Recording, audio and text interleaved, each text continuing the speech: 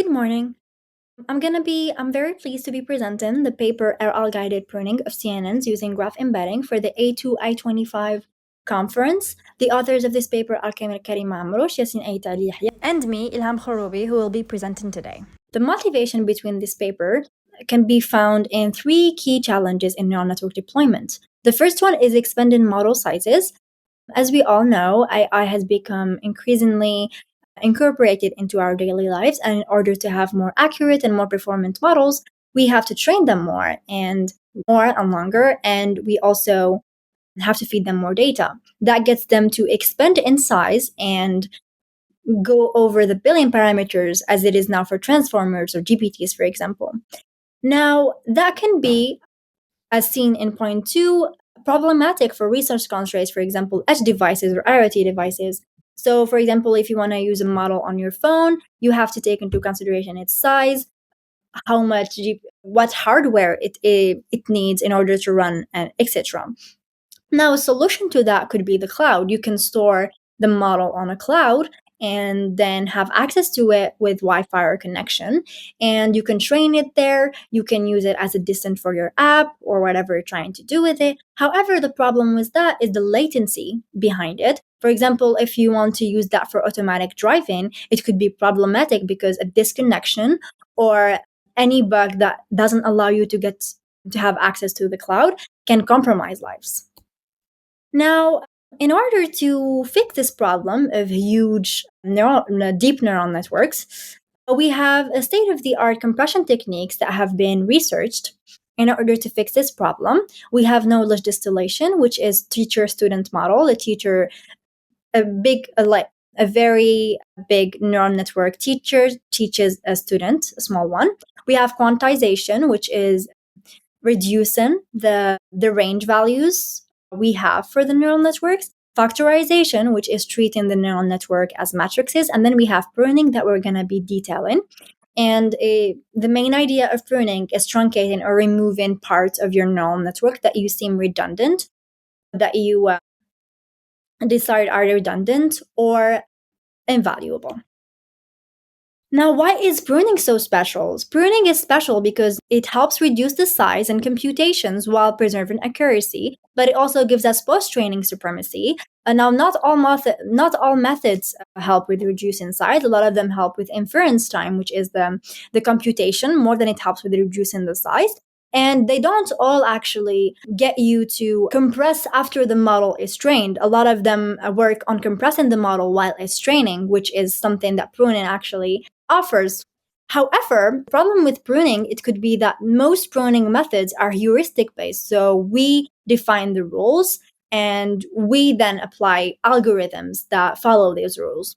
It also lacks architectural context. We don't take into consideration the whole architecture. And then it is prone to suboptimal or brittle results because when you remove layers and you don't not take into consideration its connection to other layers, that could be problematic.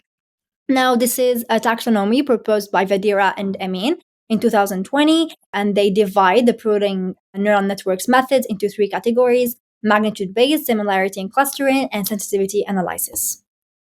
Our method is trying to fix three issues. First of all, we're trying to generalize the pruning process, so make it more automatic. We're trying to get rid of the rule-based, and we want a method that takes the whole architecture of the model into consideration.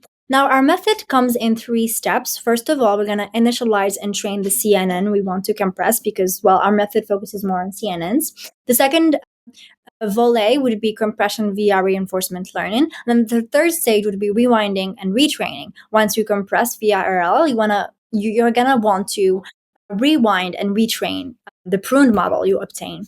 Now you can see that through this architecture or this scheme that explains the whole process. First of all, we have the deep neural networks. We're gonna preserve its initial values. We're going to train it dependent on the task you want to use, and then we're going to turn it into a computational graph.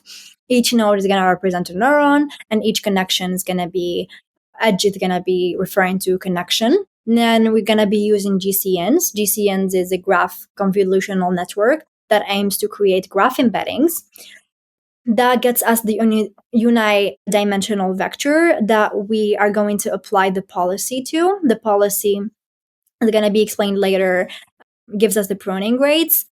Depending on the pruning rates, we're going to prune the neural network, and then we're going to see whether the pruning was satisfactory. If it was, we're going to get a reward, and then we're going to repeat this process until accuracy drops significantly. Now, the detraining happens with has different strategies. For example, rewinding, so taking the initial values, which has been proved to be very efficient, or we randomly initialize the weights again, or we fine-tune the weights we have at this moment, and then we obtain the pruned performance network. Now, why did we use reinforcement learning? As I was explaining, we're trying to automate the process, and it's also based on the state action reward scheme, which is very efficient. Now, a lot of methods use that, for example, AMC, meta pruning, CC pruning, but most of them treat layers independently. They don't take into consideration the neural network architecture. Now, the policy we were talking about in that slide was the proximal policy optimization. It's based on 3 losses. Basically, every time we're gonna prune, we're gonna try to find an action of pruning that is close to what worked before. So we have previous actions, and we're gonna try to find a new action that's still similar to them. So we're going to try to improve but stay close to what worked before. The second one would be, how much do I gain if I prune like this?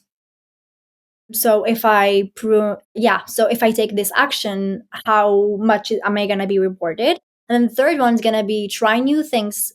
Sometimes you might find better pruning strategies. So we're trying to find equilibrium between the L1 and L3. One is like, okay, let's focus on past actions. And this one is more like, let's test new actions. And this is the formula for it. Now for the results, we have the evaluation setups. For the architectures, we have VGG19 and ResNet for 34 that we tested on. They were trained on CFAR10. The metrics we evaluated on are accuracy, flops, parameter count, and inference time. The pruning times are structured and unstructured. For the structured pruning type, we usually remove entire blocks. And then for the unstructured pruning type, we just replace the weights that we deem redundant by zeros. There is no truncating per se. Now, this is the result we have for accuracy versus compression. We have the baseline, we have the unstructured with the different retraining types, and then we have the structured with the different retraining types as well. We noticed that the best accuracy was gotten with unstructured pruning and rewinding. For the compression of flops, it was pretty much 80% for most methods.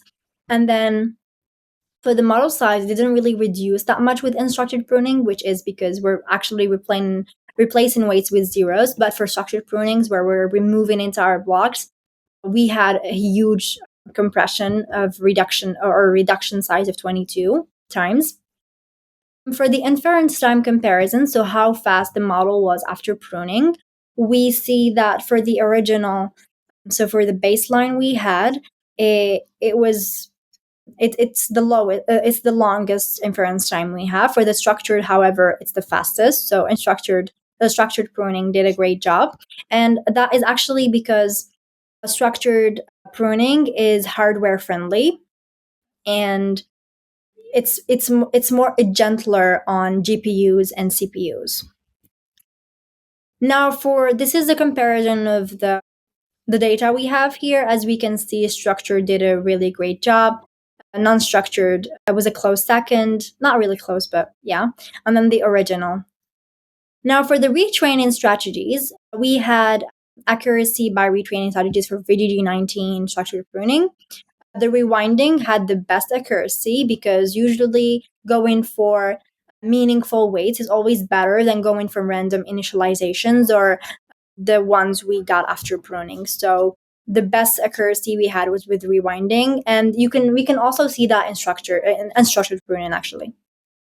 Now, a summary of the results would be that the accuracy actually increased with our method, so we have a better accuracy than the baseline. The parameters dropped, so from 100 we went to 19. From For the plops, we also had 100 and then 20.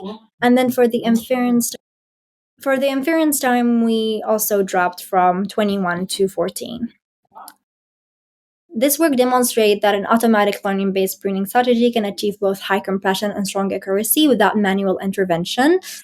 It opens the door to future research where we actually consider more automatic and methods based on neural networks more. So maybe we can now consider, according to these results, working on methods where neural networks work on compressing other neural networks. Thank you so much for following, and I hope this was insightful.